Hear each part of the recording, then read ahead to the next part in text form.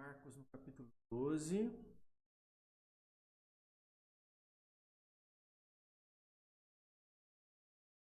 Vamos ler dos versos 13 e 17. Marcos 12, 13 e 17.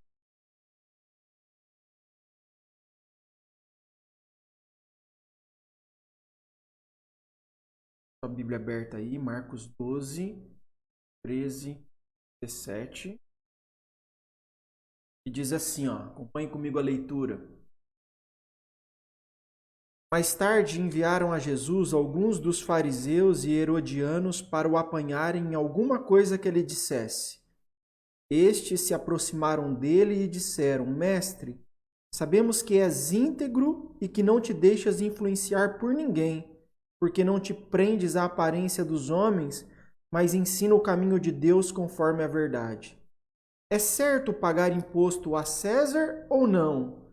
Devemos pagar ou não? Mas Jesus, percebendo a hipocrisia deles, perguntou: Por que vocês estão me pondo à prova? Tragam-me um denário para que eu o veja. Eles lhe trouxeram a moeda e ele lhes perguntou: De quem é esta imagem e esta inscrição? De César, responderam eles. Então Jesus lhes disse: Deem a César o que é de César e a Deus o que é de Deus. E ficaram admirados com ele. Vamos orar mais uma vez nessa manhã? Feche os teus olhos. Santo Deus, nós lemos a tua palavra e te pedimos nessa manhã que fale conosco através dela. Nos ensina, Senhor, nos instrui, mostra o caminho que o Senhor deseja que nós, como discípulos do Senhor, possamos seguir. O nosso desejo, a nossa oração, ser guiados pelo Senhor em todas as coisas. Por isso nós oramos e te agradecemos em nome de Jesus. Amém. Então, como os irmãos viram no texto que nós lemos, fica muito claro que Jesus lida mais uma vez com a hipocrisia. Por isso a nossa série, Removendo as Máscaras, ou Removendo as Nossas Máscaras. Nós estamos tratando de textos na Bíblia que Jesus lida com os mestres da lei, com os fariseus, com os religiosos. E uma coisa que Jesus pega no pé deles é em relação à hipocrisia. Eles deveriam deixar a hipocrisia. Bom, antes de entrar no texto, é preciso que a gente tenha o contexto em mente. O Sinédrio tinha, de uma forma brusca, questionado a autoridade de Jesus. Marcos, ou no parágrafo anterior, Marcos 11, a partir do no versículo 28, diz assim o texto: Com que autoridade está fazendo essas coisas? Quem te deu autoridade para fazê-las? Então, esse ataque, primeiro deles contra Jesus, havia fracassado, pois por meio de uma contra-pergunta, o batismo de João era do céu ou dos homens, através dessa contra-pergunta, Jesus tinha calado eles.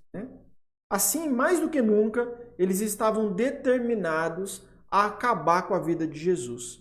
No entanto, eles temiam a reação do povo. Se a gente fizer alguma coisa contra Jesus, como que o povo vai entender isso, vai lidar com isso?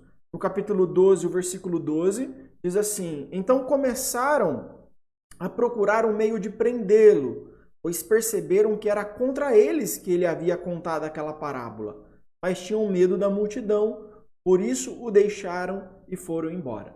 Então eles já estão planejando, eles querem matar Jesus, mas não sabem o melhor momento de fazer isso, porque o povo vai se colocar contra. O povo acredita que Jesus, parte dele que Jesus é o Messias, parte dele que ele é um profeta, parte dele de que ele é um grande sábio. Então, como que os religiosos vão acabar com Jesus dentro desse contexto? E aí, então, a armadilha deles, ela é camuflada de lisonja, Os inimigos de Jesus rasgam a ele elogios numa linguagem falsa e hipócrita. Eles acreditavam que essa nova estratégia levaria o povo a desacreditar Jesus. O texto nos apresenta dois grupos distintos que se uniram nessa empreitada contra Jesus. Os fariseus e os herodianos eram inimigos irreconciliáveis. Eram opositores. Eles estavam em lados opostos, mas quando se tratava de condenar Jesus, eles se uniram, eles fizeram uma aliança. Forças opostas se unem contra a verdade. Ambos se sentiam ameaçados por Jesus. Ambos estavam vendo que Jesus estava tomando o lugar deles no coração das pessoas. Na verdade, nós temos aqui mais uma investida desses dois grupos que já haviam se unidos por um propósito em comum anteriormente. Marcos capítulo 3, versículo 6 diz que então os fariseus saíram e começaram a conspirar com os herodianos contra Jesus sobre como poderiam matá-lo. Então, eles já estavam planejando isso e aqui mais uma vez eles se unem para pensar, para maquinar sobre o que vão fazer contra Jesus. E essa combinação de fariseus e herodianos tratavam de uma estranha ligação entre conservadores e liberais.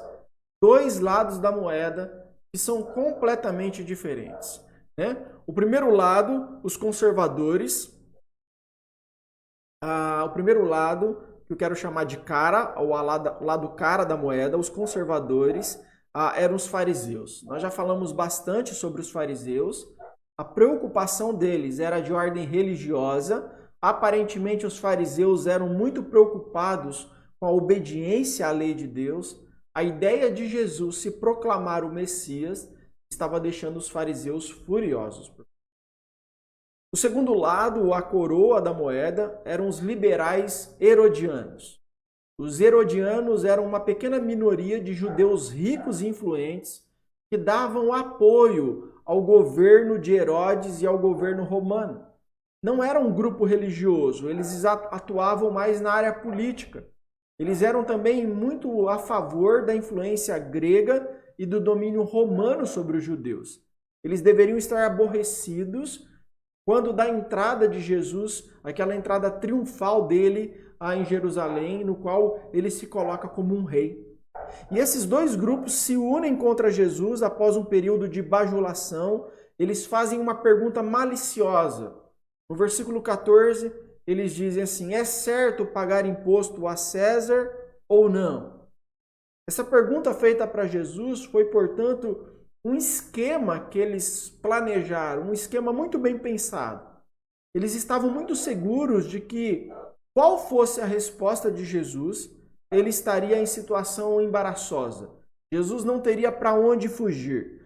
Se Jesus respondesse afirmativamente de que é certo pagar imposto, ele estaria se colocando ao lado dos herodianos, da cobrança de impostos, da idolatria romana, e automaticamente ganhando a insatisfação do povo. Esse povo pobre que era oprimido pelos romanos e que achava um absurdo, um abuso ter que pagar impostos a eles. A grande maioria dos judeus se sentia oprimido por Roma. E os porta-vozes dessa insatisfação eram os fariseus, que diante de um aceno positivo de Jesus para Roma, eles colocariam imediatamente o povo contra Jesus e denunciaria Jesus como um falso Messias, pois conforme o povo acreditava, o Messias iria libertá-los da opressão dos romanos, não apoiá-los. Já uma resposta negativa de Jesus dizendo que não era certo pagar imposto a Roma, então uma posição contrária de Jesus a isso, exporia a uma acusação de rebelião contra o governo romano e os herodianos imediatamente iriam denunciá-los à autoridade. Veja o texto paralelo de Lucas, o mesmo texto de que nós estamos lendo, mas escrito pelo evangelista Lucas. Ele diz assim, pondo-se a vigiá-lo, eles mandaram espiões que se fingiam justos para apanhar Jesus em alguma coisa que ele dissesse, de forma que o pudessem entregar ao poder e à autoridade do governador. Esta era a intenção da pergunta, né? Quando eles dizem, é certo pagar impostos a César, aos romanos, era essa a intenção que eles tinham por trás, de poder entregá-los ao governador, dizendo, ele se rebela, ele se coloca contra, né? a dominação de Roma. Então, essa foi a intenção. Mais tarde, inclusive, vão acusar Jesus nesses termos. Lucas capítulo 23, versículo 2 diz assim: e começaram a acusá-lo, dizendo: encontramos este homem subvertendo a nossa nação. Ele proíbe o pagamento de imposto a César e se declara ele próprio o Cristo, um rei. Olha lá a acusação que fazem contra Jesus. Porque pouco antes, algum tempo antes, era exatamente nisso que queriam pegar Jesus. Mas Jesus conhecia a hipocrisia deles, a falta de escrúpulos deles e a disposição que eles tinham de fazer qualquer coisa, não importando quão corrupto essa coisa fosse, para conseguir obter os seus objetivos. A pergunta que eles fizeram, depois de uma introdução cheia de palavras melosas, soava como um pedido piedoso por um conselho, de alguém que está em dúvida a respeito de um determinado assunto, mas a intenção real era a destruição de Jesus. Era tirar Jesus do caminho. A ação deles era diabólica. Enquanto eles fingiam inocência, eles pensaram que havia pego seu inimigo numa armadilha da qual ele não poderia escapar. Mas veja o que Jesus vai fazer. Versículos 15 e 16. Mas Jesus, percebendo a hipocrisia deles, perguntou: por que vocês estão me pondo à prova? Tragam-me um denário para que eu o veja. Eles lhe trouxeram uma moeda e eles lhe perguntou: de quem é esta imagem e esta inscrição? Um denário do tempo do reino do imperador Tibério mostra de um lado, uma moeda que foi encontrada recentemente, mostra de um lado a face do imperador e a inscrição: Tibério César Augusto, filho do divino Augusto. E no seu verso, do outro lado, ele é mostrado sentado num trono, vestido com roupas de sacerdote e a inscrição dizendo: sumo sacerdote. Então, era assim que eram confeccionadas as moedas. Tá? Então, na própria moeda, o imperador se colocava como o líder daquela nação, como o senhor daquela nação, não apenas como um rei, mas como um Deus a ser adorado. Tá? E a resposta de Jesus, quando ele recebe essa moeda, foi: deem a César o que é de César e a Deus o que é de Deus. Então, deixa eu destacar nessa manhã algumas lições para a gente aprender com essa história, tá? Com isso que nós estamos lidando nessa manhã. Em primeiro lugar, queria dizer que Jesus não se desviou do assunto, mas ele disse com clareza: sim, pague seu tributo, pague seu imposto. Aliás, Jesus faz um jogo de palavras aqui. Porque quando eles perguntam, devemos pagar, eles usam uma palavra grega chamada, a palavra grega didome. Jesus respondendo, diz, apodidome. Né? Devemos pagar, devemos didome. E Jesus diz, apodidome, ou seja, dai, devolvei, mostrando que o tributo é uma dívida que nós temos. Jesus reconhece que o imperador tem direitos e que o cidadão tem deveres para com o governo em troca dos benefícios recebidos. Tá? Então, uma sociedade em ordem, com proteção policial, com boas estradas, com hospital, com escola, é reflexo de cidadãos que pagam por esses privilégios, que pagam os seus tributos. O Império Romano, quando ele chegou sobre a Israel, sobre a nação de Israel, ele trouxe paz, ele trouxe tranquilidade para o povo que ele estava dominando. E isso era algo que eles nunca haviam experimentado. Israel estava sempre lutando contra outras nações, estava sempre se defendendo contra as investidas da outra nação. Embora ele tenha sido dominado por Israel, a partir dessa dominação, tenha sido dominado pelos romanos, a partir dessa dominação houve paz. Os romanos não fizeram deles escravos, os romanos deixaram eles viver particularmente bem, eles tinham que pagar os tributos. mas eles viviam a vida deles. Os romanos não mexiam na religião deles, os romanos não mudavam os costumes deles, a cultura deles, absolutamente nada. Então aquela propriedade passou a ser dos romanos, mas eles viviam da melhor maneira. E as nações vizinhas, que sempre estavam tentando invadir Israel, agora não invadiam mais. Por quê? Porque os soldados romanos estavam protegendo aquela nação. Então, isso trouxe tranquilidade para eles. E tal bênção implicava responsabilidade.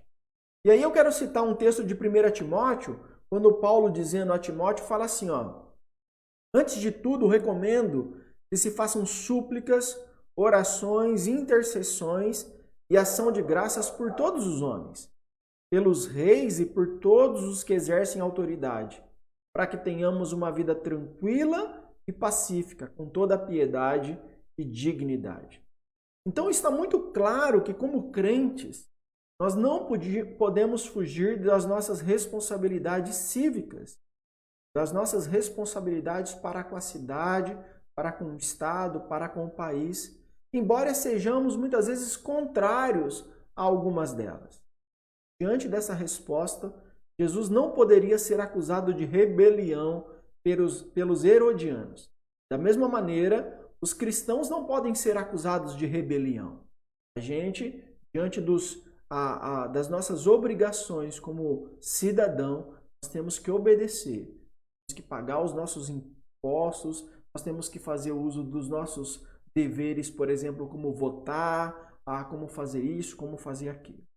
Bom, a segunda coisa que eu quero destacar nessa manhã é que Jesus disse, ou Jesus qualificou a sua resposta positiva ao declarar que o imperador deveria ser pago somente o que lhe era devido. A honra divina que o imperador exigia, se colocando como sumo sacerdote, se colocando como Deus, mas que somente Deus é digno de receber, essa honra deveria ser recusada, né?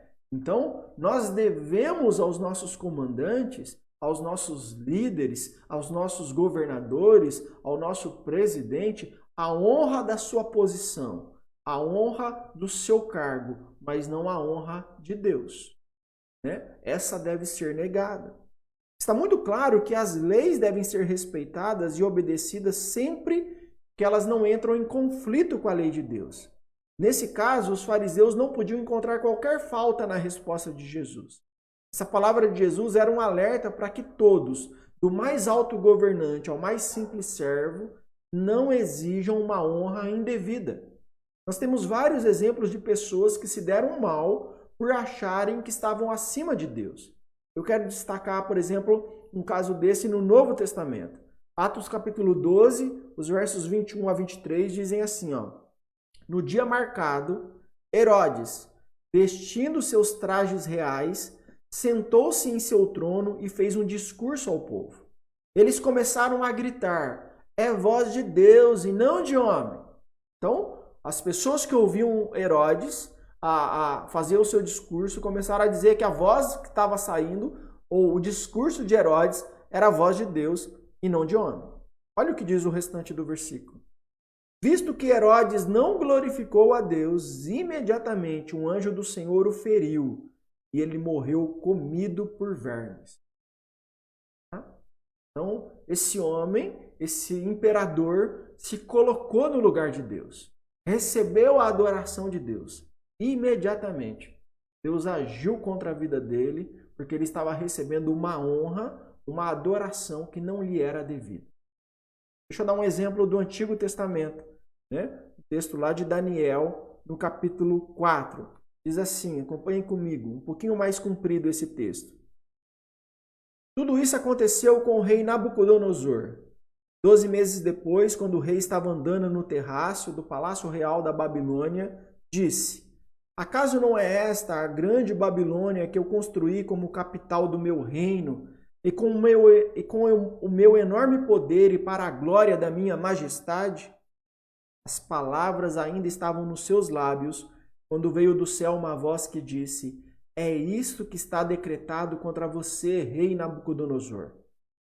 Sua autoridade real lhe foi tirada, Você será expulso do meio dos homens. Viverá com os animais selvagens e comerá capim como os bois. Passarão 7 tempos, até que admita que o Altíssimo domina sobre os reinos dos homens e os dá a quem quer. A sentença sobre Nabucodonosor cumpriu-se imediatamente. Tá? Então, é isso que acontece quando homens, mulheres ou qualquer pessoa, por mais poderosa que seja, se coloca no lugar de Deus. Então, a resposta dada por Jesus rejeitava essa reivindicação de César, feita na moeda, no sentido de que o seu reino era tanto físico quanto espiritual. Não. Deus é soberano sobre tudo e sobre todos. Nabucodonosor aprendeu isso, né? E Herodes aprendeu isso. Além disso, se na moeda havia a imagem de César e por isso a moeda, o imposto, pertencia a ele, né? A moeda é dele, né? Então devolva a ele o que é dele. Então na vida dos homens, a imagem de Deus, logo nós pertencemos a Deus e não a qualquer outra pessoa. Deus é o Criador, sustentador e a fonte de toda a boa dádiva. Nós somos propriedades dele. O dinheiro pertence a César. O dinheiro do tributo não é nosso, é de César. Mas as pessoas são de Deus. Devem honra tão somente a Deus. Por isso, meus irmãos, para encerrar minha palavra, queria voltar ao início do texto. Lembra das palavras ditas pelos fariseus e herodianos a Jesus? Veja o versículo 14. São palavras de louvor e honra. Mestre, és íntegro, não te deixas influenciar, não se prende à aparência, ensinas o caminho de Deus conforme a verdade. Né? Então eles começam o discurso com Jesus, a conversa com Jesus, usando essas palavras de louvor e honra, né? Exaltando a Jesus Cristo. Mas como nós vimos, eles queriam mesmo era matar Jesus. Jesus chama os fariseus e os herodianos de hipócritas. E eu fico pensando em quantas vezes nós fazemos a mesma coisa. Quando nós exaltamos a Deus com palavras bonitas, nós cantamos hinos que exaltam o seu nome, mas que na prática nada disso é verdadeiro. São apenas palavras ao vento. Quantas vezes nós cantamos dizendo que amamos o nosso irmão, mas na realidade nós estamos sem conversar com ele, brigado com ele. Eu imagino que talvez Jesus esteja hoje nos dizendo: por que vocês estão me pondo à prova? Por que me experimentais? Por que vocês estão agindo como hipócritas? Vocês pensam que estão enganando quem?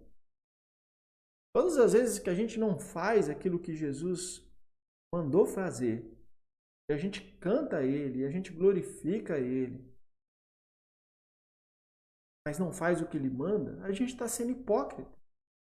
Por isso eu queria terminar citando aqui o texto de Romanos capítulo 13, versículo 7, verso 7 e 8, quando diz assim, o apóstolo Paulo: deem a cada um o que lhe é devido. Se imposto, imposto. Se tributo, tributo. Se temor, temor. Se honra, honra. Não devam nada a ninguém, a não ser o amor de uns pelos outros, pois aquele que ama seu próximo tem cumprido a lei. Então, o que o apóstolo Paulo diz aqui que está relacionado com a nossa história aqui? Né? Essa pergunta dos fariseus e herodianos, nós devemos pagar imposto a César ou não? O apóstolo Paulo está dizendo, igual Jesus, dizendo, ao Estado devemos imposto, ao Estado devemos tributo. Às autoridades, ao presidente, ao governador, ao prefeito, ao vereador, ao juiz, ao policial, devemos temor, devemos honra. Mas uns aos outros devemos amor. É isso que Deus nos manda fazer. Portanto, deem a César o que é de César e deem a Deus o que é de Deus. Então, a César, imposto. A Deus, honra e louvor. Às autoridades, temor e honra. Uns aos outros, amor. Por isso eu quero colocar aqui 3 perguntas para encerrar. Tá? 3 perguntas para a gente refletir. A primeira é: você tem pagado os seus impostos? os seus tributos, porque nós cristãos somos aqueles que arcam com as nossas responsabilidades civis. Nós pagamos os nossos impostos. Nós pagamos os nossos tributos. Eu levei uma multa, eu pago a minha multa. Né? Então, nós somos desse tipo. Segunda pergunta que eu quero fazer para a gente pensar. Você tem honrado as autoridades? Autoridades políticas, autoridades policiais, empregadores? Não estou dizendo concordado com eles. Estou perguntando honrado. Porque nós somos daqueles que honram. Somos daqueles que honram as autoridades. E por último, você tem amado o próximo? Porque nós somos daqueles que amam as pessoas. Somos daqueles que cuidam das pessoas. Somos daqueles que se preocupam com as pessoas. Amém, meus irmãos? Amém? Que o Senhor possa aplicar essa palavra aos nossos corações. Nós vamos cantar.